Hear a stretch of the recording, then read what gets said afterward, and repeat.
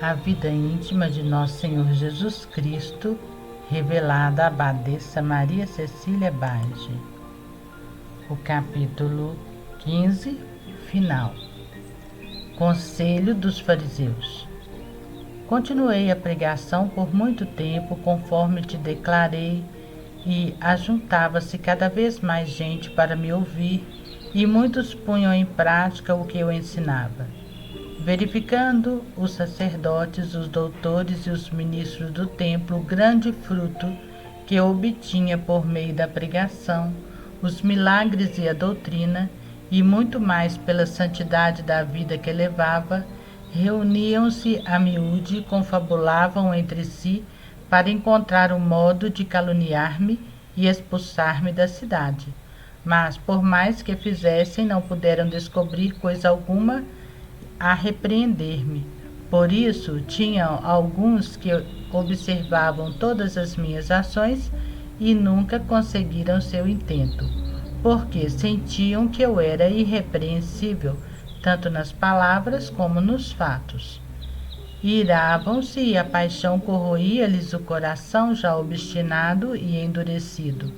Embora conhecessem bem a santidade de minha vida e a verdade de minha doutrina, começaram a dizer entre si que eu fazia tudo por atuação do demônio.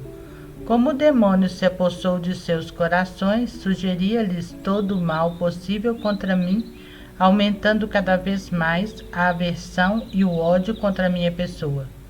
Todo o inferno fremia diante de minha pregação, e sabendo o dano que o atingia, não podia suportar a santidade de minha vida. Sentia a força e percebia a guerra que eu lhe fazia. Conhecia suas derrotas e, por isso, armado de furor, pôs-se a instigar todos os meus adversários e sugeria também ao povo muitas coisas contra mim. No horto, oração. Via, esposa minha, toda a perseguição que sofreria dos ímpios hebreus, isto é, de todos os chefes e sobretudo daqueles que o povo julgava os mais santos e mais perfeitos observadores da lei. E como o demônio ia triunfar deles, introduzindo-os a executarem seus atentados. Por isso, voltando-me para o Pai, pedi-lhe com grande instância impedisse o mal que os chefes planejavam contra mim. Não quer dizer que pudessem prejudicar-me em alguma coisa, mas para que suas almas não fossem sobrecarregadas de culpas maiores e eles não ofendessem tanto a meu divino Pai. Pedi-lhe mantivesse subjugados os ministros de Lúcifer, que com todo o empenho aplicavam-se a perverter a multidão mediante suas sugestões infernais. Quanto orei por isso a meu Pai! Noites inteiras, na maioria dos casos, estava orando no horto do Getsemane, conforme te indiquei no princípio, porque quando estava em Jerusalém, ia em geral durante a noite orar naquele horto onde ninguém me observava. Com ardentes suspiros invocava o Pai e pedia-lhe misericórdia. Quantas lágrimas, quantos suspiros, quantas súplicas naquele horto! Passava assim noites inteiras para impetrar a salvação daquelas almas miseráveis que, obcecadas pela paixão e vencidas pelo demônio, via perdidas. Meu coração não podia suportar tamanho morticínio de almas. E ao ver aqueles que então já se encontravam na cidade, lembrava-me também de todas as outras que existiriam no mundo até o fim do mesmo. Vendo tão grande multidão, meu coração se angustiava, de modo que o Pai se movia à compaixão, vendo-me em tamanha angústia, e prometia-me conceder a graça em tal abundância a todos que quisessem, poderiam todos salvar-se e com grande facilidade, em vista dos meios concedidos, potentes e eficazes. Via-me outrossim que se consideraria satisfeito por meus méritos quando estes lhe fossem oferecidos por um coração contrito. Nestas condições, todos seriam recebidos em sua amizade e em sua graça. Via a multidão daqueles que se apresentariam e se prevaleceriam de tão grande graça e de tantos méritos. Por isso, consolava-me um pouco e rendia graças ao Divino Pai. Do horto ao templo. Tendo estado as mais das vezes durante a noite entregue a esta sorte de oração, ia ao despontar do dia, assim aflito e esgotado quanto a minha humanidade, ao templo para pregar. Vendo-me tão abatido relativamente às forças corporais, devido aos contínuos sofrimentos, pedi ao Pai sua ajuda, que sempre recebia, inflamado de zelo em relação a seu amor e à salvação das almas. Comecei a pregação com fervor cada vez maior e admirável sabedoria. Qualquer um que me ouvisse admirava-se e ficava atônito, cientes de que eu vivia em tanta pobreza, não tendo casa onde recolher-me, nem alimento para me sustentar, numa vida de contínuos sofrimentos, e observando o meu ânimo e fervor na pregação, pensavam que certamente eu devia ser o Messias prometido, porque um homem não teria podido atuar do modo e da forma em que eu atuava, nem aguentar tanta pobreza e tantos sofrimentos. Por isso divulgou-se por toda Jerusalém a fama de que muitos acreditavam ser eu o Messias prometido. Os chefes enfureceram-se muito, tanto mais que não tinham coisa alguma a me imputar em contrário. Não encontravam sossego nem repouso, e para não se mostrarem apaixonados, mantinham a paixão oculta no coração, esperando a ocasião de desafogarem o ódio e a indignação concebidos contra mim. No entanto, não deixavam de perseguir-me sob pretexto de zelo e de procurar matar-me. Assim, pagaram o bem com o mal, o amor com o ódio. Nem por isso deixei de olhá-los com compaixão e de beneficiá-los. Voltando-me para o Pai, pedia-lhe desse graça igual a todos os meus irmãos, isto é, de terem compaixão daqueles que os perseguem, porque praticam o bem, de orarem por eles sem se cansarem jamais, de amarem a quem os odeia, de desejarem também todo o bem, procurando obtê-lo para eles em troca, a fim de que nisso se mostrem meus verdadeiros seguidores. O Pai prometeu-me dar-lhe tal graça. Vi que numerosos seriam os que me imitariam, mas que outros muitos dela abusariam. Experimentei grande pesar por causa destes, porque vi a grande desordem e os graves males que por sua culpa haveria no mundo. Por isso roguei ao Pai com maior insistência os iluminasse e fizesse conhecer aos que assim agiam, não procederem como filhos de meu Pai, nem como imitadores meus. Vi que o Pai lhes daria grande abundância de luzes e de graças, e que muitos se emendariam depois de reconhecerem o próprio erro. Por isso rendi graças ao Pai. Procura esmola, alimenta-se. Terminada, pois, minha pregação, consolei grande multidão de gente que se aproximou de mim, agradeci ao Pai, recitei os divinos louvores e saí do templo para pedir esmola de um pouco de pão e água, a fim de sustentar minha humanidade, tendo-a recebido relativamente habitualmente por debaixo de uma porta ou um teto, e ali sentado no chão, tomava aquele bocado, fazendo os costumeiros atos de devoção, conforme te contei várias vezes. Enquanto estava assim, pobre e abandonado, via que muitos de meus irmãos encontrar-se-iam em semelhante pobreza e miséria, e por isso dirigi-me ao Pai e pedi-lhe dar-lhes paciência na pobreza, consolá-los e lembrar-lhes que também eu vivi em tão extrema pobreza. Vi que meu Pai não falharia no que lhe reclamara e dei-lhe graças.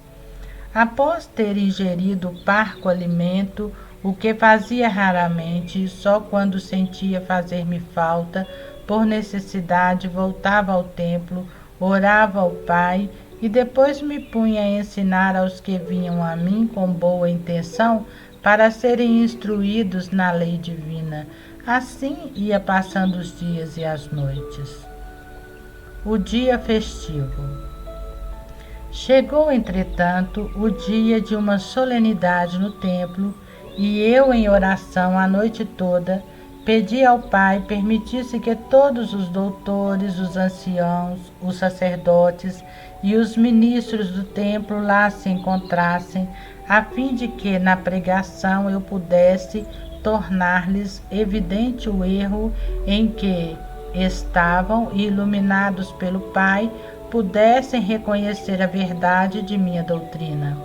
Roguei-lhe ainda que todos os presentes à pregação ficassem instruídos acerca da verdade ouvida. O Pai prometeu-me fazê-lo, e embora visse que para os hebreus tudo seria em vão, não obstante coisa alguma, quis omitir que lhes possibilitasse ocasião de emenda. O sermão de Jesus. Portanto, no dia da festa, tendo-se reunido uma grande multidão no templo, até mesmo peregrinos e os sacerdotes, os ministros e os doutores, depois das habituais cerimônias legais, fiz a pregação, começando assim: se alguém tiver sede, venha a mim e beba. Do seu interior manarão rios de água viva. Surpresos, todos puseram-se a ouvir-me em perfeito silêncio com grande atenção. Os chefes e os sacerdotes, não tendo podido sair, foram constrangidos a ouvir-me também. Preguei com admirável sabedoria, com maneiras e graças mais divinas do que humanas, pois a divindade em mim já se revelava. Os ouvintes ficaram, pois, assaz atônitos, nunca tendo ouvido palavras semelhantes. Todos estavam admirados e pasmados. Só os pérfidos hebreus, isto é, os chefes, fremiam, e a paixão roía-lhes as vísceras. Embora reconhecessem também eles ser eu o verdadeiro Filho de Deus, porque mediante as luzes do Pai e por minha divina sabedoria, estavam convencidos da verdade, mais obstinados do que nunca, tudo desprezavam. Nesta pregação dei a conhecer claramente a todos que em mim estava a fonte da verdadeira sabedoria, e quem viesse descententar-se nesta fonte ficaria repleto de graça, luz e sabedoria, de modo que poderia reparti-la também com os outros. Com os exemplos e os ensinamentos, esta pregação se tornou tão admirável para todos que elogiavam a minha pessoa e exaltavam a minha sabedoria celeste. Enquanto pregava e convidava a vir a mim e descententar-se, acompanhava as palavras de convites internos aos que me ouviam, máxime as almas simples. O Pai igualmente concorria com luzes e graças. Por isso sentiam-se atraídos a aproximarem-se de mim, olhando-me com amor e desejo de seguir-me. Vinham efetivamente a mim para serem instruídos e consolados. Os ouvintes não se saciavam de contemplar-me por causa dos atrativos que discerniam em mim, a amabilidade e a graça com que falava. As horas da pregação pareciam-lhes momentos velozes, Tamanho era o gosto e a consolação que minha palavra lhes proporcionava. Havia, no entanto, esta diferença. Às almas simples em estado de graça, ela causava doçura, grande satisfação de espírito e inexplicável júbilo de coração, junto com o ardente desejo de seguir-me. As almas sem a graça, porém, ficavam compungidas, animavam-se a recorrer confiadamente à divina misericórdia, com o desejo de mudança de vida e o propósito de emenda dos próprios erros. As almas soberbas, minha palavra aterrorizava e fazia reconhecer sua vileza e baixeza, infundindo-lhes nos corações o verdadeiro espírito de humildade. As almas avaras desejavam despojar-se de tudo e viver em pobreza, e assim todas as outras de más inclinações. A todos fazia com que se compungissem, ficassem iluminados, reconhecessem claramente a verdade que eu lhes pregava. Minha palavra causava muitos efeitos e dos mais admiráveis nos ouvintes, e cada qual os experimentava. Mas muitos dos mais pérfidos desprezavam-na e mais do que nunca endureciam-se em seus erros. Entre outros eram os ímpios hebreus, isto é, os chefes e os sacerdotes do templo.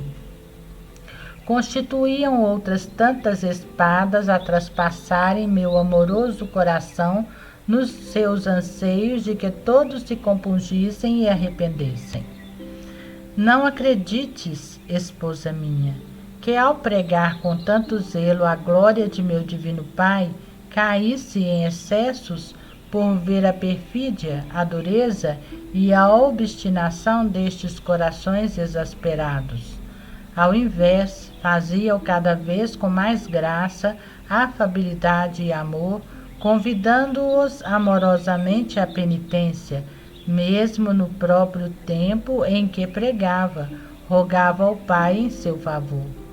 Depois de minha pregação, vieram quase todos para serem de novo instruídos e aconselhados. Dava-lhes oportunos remédios conforme a necessidade e de modo admirável, sem estrépito, consolava a todos. Alguns declaravam querer seguir-me, outros voltar, como efetivamente faziam muitos que retornavam a miúde para serem instruídos. Não fazia acepção de pessoas. Tratava a todos do mesmo modo, pobres ou ricos. Antes acariciava mais os pobres e dizia publicamente que os considerava a todos filhos de meu Pai Celeste, sem exceção, para que os pobres e os simples eram mais amados por mim, por serem mais semelhantes ao Filho de Deus, o qual, já estando no mundo, vivia em extrema pobreza, humildade e simplicidade. Quando dizia isto, enfureciam-se os hebreus, e, como estavam cheios de soberba, de malícia e de ambição, não podiam suportar ouvir dizer que o Messias prometido viera ao mundo em forma de escravo e que vivia em pobreza e humildade, porque ambicionavam o fausto e a grandeza. No horto. Depois da pregação e de satisfazer a todos os que se tinham aproximado de mim, rendi graças ao Divino Pai e, tendo-lhe suplicado como de costume, saí do templo em hora tardia e encaminhei-me para o horto, a fim de passar a noite, conforme estava habituado, em oração e preces, dando breves repousos à minha humanidade. Ninguém me seguiu até este lugar, porque queria estar só, para desafogar com o Pai a pena que me cruciava o coração por causa da obstinação dos sacerdotes, dos escribas, dos fariseus e dos outros que se deixavam por eles enganar. Por isso desafogava minha pena com ardentes suspiros e dirigia fervorosas súplicas ao Pai pela salvação de todo o gênero humano. Esta oração agradava muito ao Pai e por minhas súplicas detinha o castigo que várias vezes teria infligido aos pérfidos judeus. Íntima união à mãe. Deves saber, esposa minha, que durante todo o tempo que estive em Jerusalém para pregar e ensinar à multidão, jamais me esqueci da querida mãe que estava na solidão, rezando e orando continuamente pela conversão dos corações duros e obstinados, porque de tudo tinha conhecimento e em espírito tudo via e ouvia. Suas vozes amorosas penetravam sem cessar em meu coração e era muito consolado por ela. Também eu lhe falava seguidamente ao coração, consolava-a e animava-a a prosseguir na oração em prol do gênero humano. Havia muito tempo que estava longe dela, e por isso ansiava ela por rever-me com os olhos corporais, e se bem que pudesse fazê-lo sem partir de Jerusalém, não obstante fui de manhã cedo ao templo para fazer minha habitual pregação. Depois parti para Nazaré, querendo de novo encontrá-la e consolá-la com a minha presença. Por isso, de dia pedi licença ao Pai, porque não fazia coisa alguma sem o seu beneplácito, conforme sempre fizera, mas naquela vez de modo particular, pois estando eu inteiramente empenhado em procurar sua glória e não mais sujeito à mãe como até os 30 anos, queria o Pai que estivesse sujeito a ele só, agindo como o verdadeiro filho que era. O Pai deu-me licença e eu agradeci. Nesta ocasião, roguei-lhe por todos os meus irmãos, a fim de que ele lhes desse tanta graça que pudessem se mostrar à minha imitação, em tudo e por tudo sujeito à sua vontade, mesmo naquelas coisas que razoavelmente pareceriam convenientes e que lhes infundisse a luz para conhecerem que, se bem que alguns desejam aplicar-se no que toca a seu serviço e a sua glória, devem todavia encontrar tempo para consolar os necessitados e, dedicando-se à procura da salvação do próximo e à consolação dos outros, devem também, muito mais, lembrar-se da salvação dos parentes e consolá-los nas aflições, sem que sofram detrimento os demais, porque pela graça divina é possível à criatura proporcionar a todos alívio e consolo.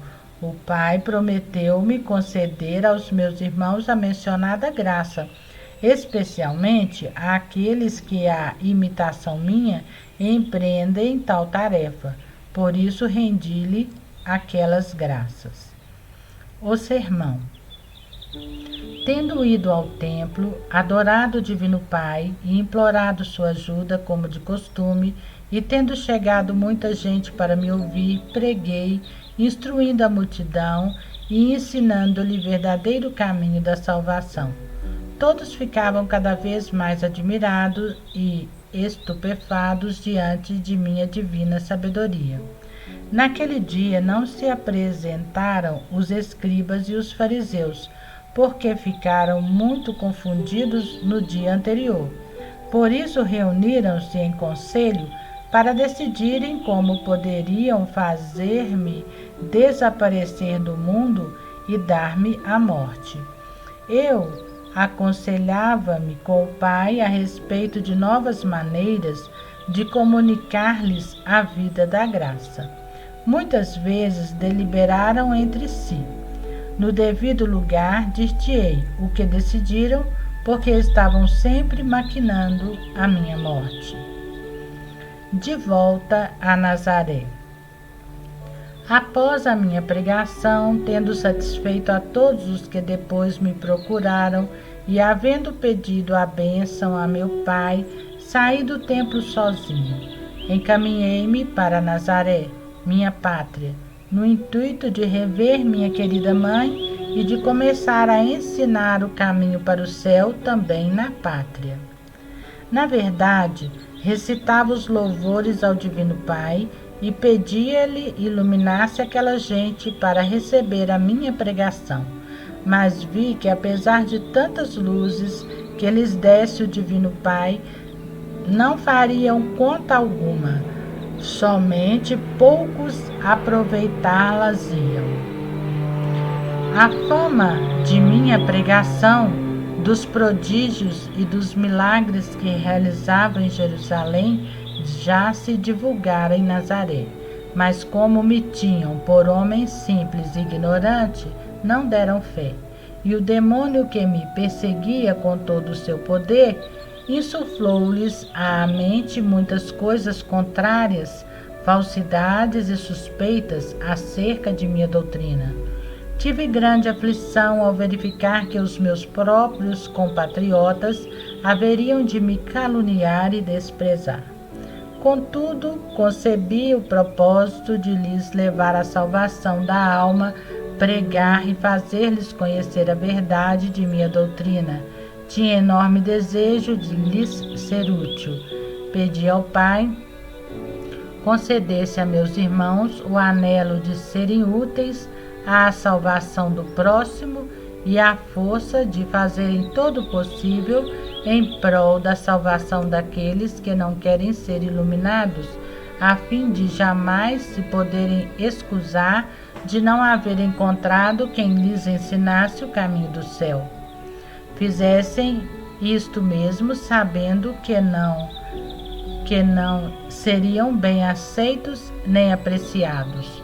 O Pai prometeu-me dar esta graça aos meus irmãos que se empenham em tal tarefa.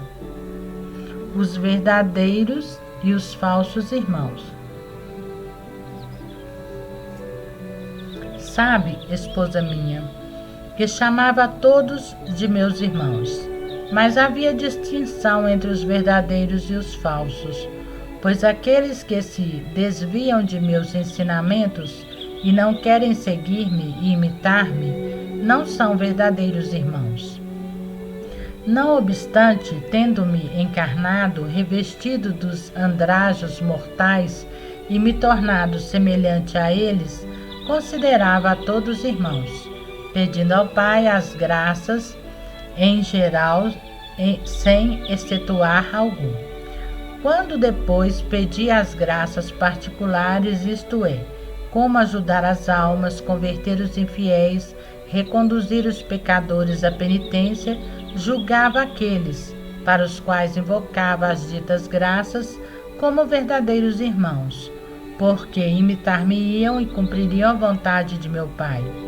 Não deixava, porém, de considerar meus irmãos também os outros, apesar de pecadores, porque tomara sua condição, assumindo todas as suas culpas, para oferecer ao Pai superabundante satisfação, disposto a pagar-lhes o débito e a satisfazer por todos.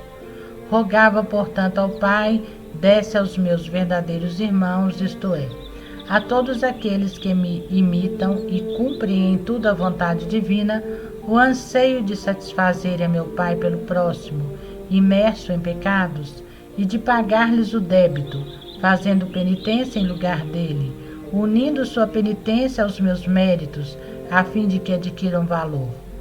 Meu Pai o aceitava de boa vontade, por ser tal ato muito de seu agrado.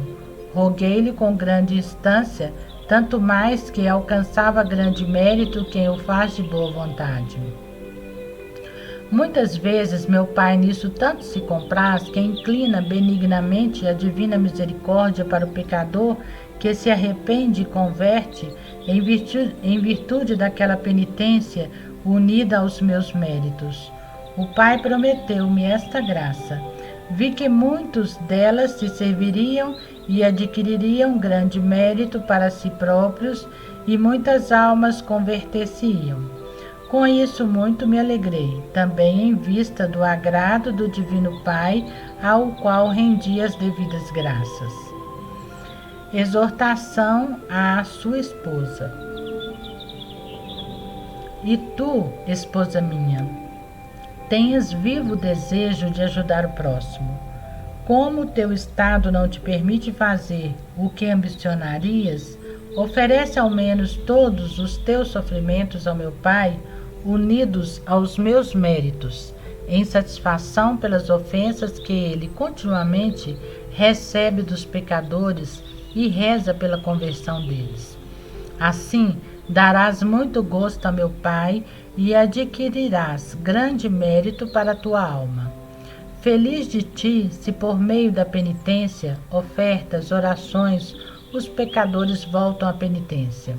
Então serás minha verdadeira imitadora, porque enquanto vivi na terra, empenhei-me inteiramente pela salvação das almas. Podes bem imitar-me no íntimo, dirigindo contínuas súplicas ao Pai e oferecendo-lhe